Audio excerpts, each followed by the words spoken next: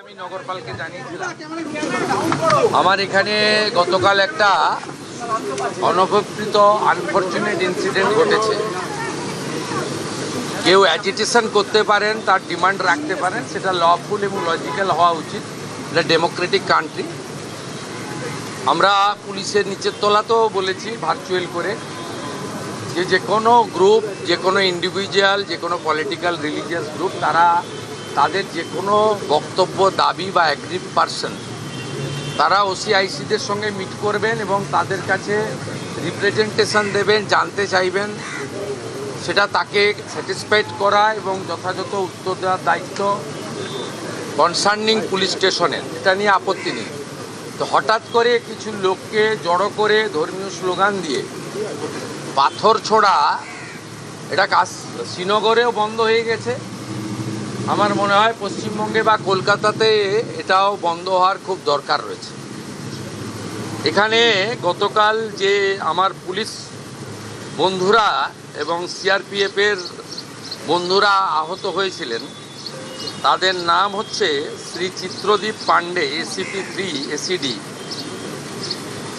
Inspector Rajesh Kumar Singh, OC Beniapukur PS, ASI 18,159, এটা নম্বর, Shyamal Kumar Ghosh of DRO ACD, constable Shahzada Sheikh Beniapukur PS, constable Tarun Kumar Das DRO ACD, আর CB Anirban Majumdar. এর বাইরেও আমাদের দুজন সিআরপিএফের বন্ধুরা, তারাও ইনজোর্ড হয়েছেন।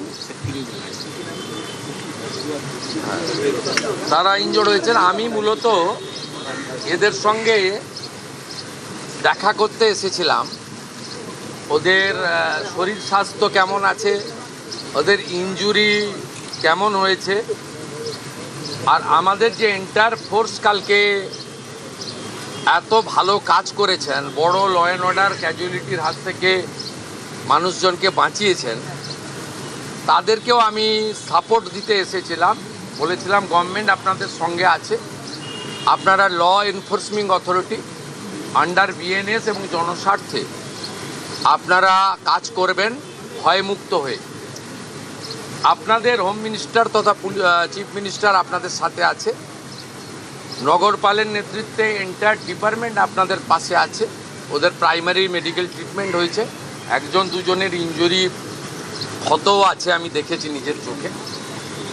আমি শুধু আপিল করব, এই কাজগুলো করবেন না, এই কাজগুলো করবেন না, এই কাজগুলো থেকে বিরত থাকুন। যদি মনে করেন আগের সরকার আছে, আগের নিয়ম আছে, আগের মতো পুলিশকে, ফোর্সকে হাত পা বেঁধে রেখে দেওয়া হবে, তাহলে কিন্তু ভুল করবেন। তো ক্লিয়ার মেসেজ, জিরো টলারেন্স এই ধরনের ভ্যান্ডালিজম, হুলিগানিজম, রাউডিজম এবং anti national, anti social activities we are not allowing. আমি পুলিশ মন্ত্রী, হোম মিনিস্টার হিসেবে লাস্ট ওয়ার্ড বলে গেলাম, একটা পুলিশের গায়ে যদি হাত পড়ে, এই সরকার তার আইন প্রয়োগ করে যতদূর যেতে হয় হবে। শুধু অ্যারেস্ট নয়, কনভিকশন করানো পর্যন্ত ক্লোজ মনিটরিং করার দায়িত্ব আমাদের থাকবে। আর পুলিশের সমস্ত বন্ধুদের বলবো, বিএনএস যা বলেছে, আপনাকে ট্রেনিং পিরিয়ডে যা বলেছে, আপনার সুপিরিয়র যা অর্ডার দেবে অন স্পট আপনি চিন্তামুক্ত হয়ে করবেন। কে কোন দল করেন, কে কোন ধর্মের লোক, কে কোন সম্প্রদায়ের লোক, কে কোন প্রভাবশালীর ক্লোজ লোক, তার এগেনস্টে অ্যাকশান নিতে গেলে 5 বার ভাবতে হবে। আপনারা এই চিন্তা মুক্ত করুন। মাননীয় প্রধানমন্ত্রী বারে বারে বলেছেন, বেঙ্গলে ভয়ে আউট, ভরসা ইন। এন্টায়ার পুলিশ ডিপার্টমেন্ট, বিশেষ করে আমাদের কলকাতা পুলিশের যে তাদের যে পারফরমেন্স, তাদের যে উচ্চতা, এই উচ্চতাকে ফিরিয়ে আনার জন্য, দক্ষতাকে কাজে লাগানোর জন্য গভর্নমেন্ট তার সাথে আছে। এটাই আমার বক্তব্য। আমি খুব হ্যাপি এখানকার ইনভেস্টিগেটিং অফিসার এবং সুপিরিয়ার পুলিশ অফিসাররা ইতিমধ্যে 40 জনকে গ্রেপ্তার করেছে এবং নগরপাল নিজে এটাকে, আমাদের সিপি নিজে এটাকে মনিটরিং করছেন। লফুল অ্যাকশন আন্ডার বিএনএস যেটা করার দরকার এটা আইনগতভাবে তারা করবে, সেটা যে চিফ মিনিস্টার, হোম মিনিস্টার আমি বলবো না। আইনে যা লেখা আছে সেই অনুযায়ী ব্যবস্থা হবে। একটা কথাই আমি বলে গেলাম, এটা জিরো টলারেন্স। আর পার্ক সার্কাস সহ যেখানে যেখানে বিগত দিনে এই ধরনের ঘটনা ঘটিয়েছেন, আপনারাও কান খুলে শুনে রাখুন, এটা আপনাদের শেষ ঘটনা। এরপরে আর কোনো এই ধরনের অ্যাকশান আমরা করতে দেব না। যদি করেন আমার থেকে খারাপ কোনো পুলিশ মন্ত্রী হবে না।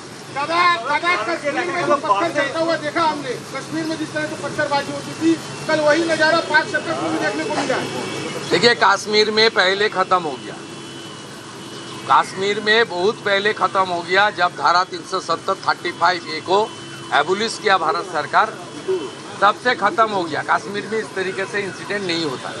बंगाल में थोड़ा आदत इनको पड़ गया था कि हम लोग को कुछ नहीं करेगा कुछ सरकार, पुलिस का अंदर भी डर का माहौल था, लेकिन डर का माहौल भाग गया। पुलिस कानूनी तरीके से करेगा। They are the law enforcing authority, they are the part and parcel of the government. Police लोग इंजर्ड होगा और पुलिस मंत्री एसी रूम में बैठ के देखेगा, ये सब दिन होती। पास्ट इज पास्ट, छोड़ दीजिए। अभी गुंडागर्दी बंगाल में खत्म, जीरो टॉलरेंस। मैं ऑन स्पॉट आकर उनको साथ मुलाकात किया, नहीं बुला के बात किया। ये मैसेज जो उपद्रवी है उनको भी ये मैसेज चला जाना चाहिए कि ये सरकार अपने कार्रवाई करेगा। ये सरकार देखना है, सोचना है में नहीं है। Yes, it's a planned incident because some person before incident they posted it through social media. Police is investigating. I have ever faith to Calcutta police. These officers are very competent officers. They are very skilled officers. They are highly educated officers. They are true patriotic people. The officer knows what to do or not to do. Earlier, police is non-functioning due to some political ill motive. Now they are free. They are working as per the law within the BNS. And the main principle of our constitution, for the people, of the people, by the people. जनता के लिए जो काम करना चाहिए वो करेगा। Superior police officer जो आदेश करेगा, ये डिसिप्लिन ऑर्गेनाइजेशन ये करेगा।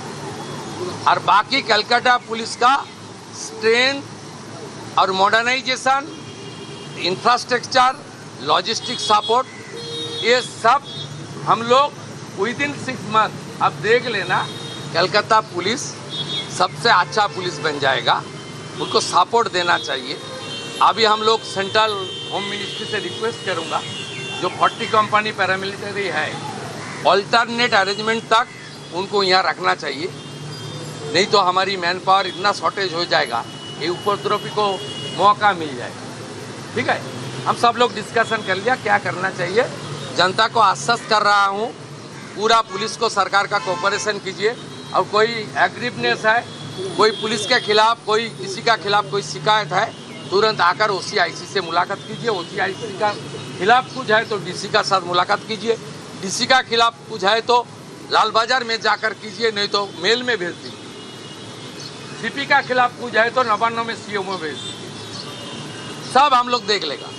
लेकिन हाथ में पत्थर उठाना, पत्थरबाजी करना और रिलीजियस नारा के साथ गुंडागर्दी करना, ये बंगाल में नहीं होगा, नहीं होगा, नहीं होगा।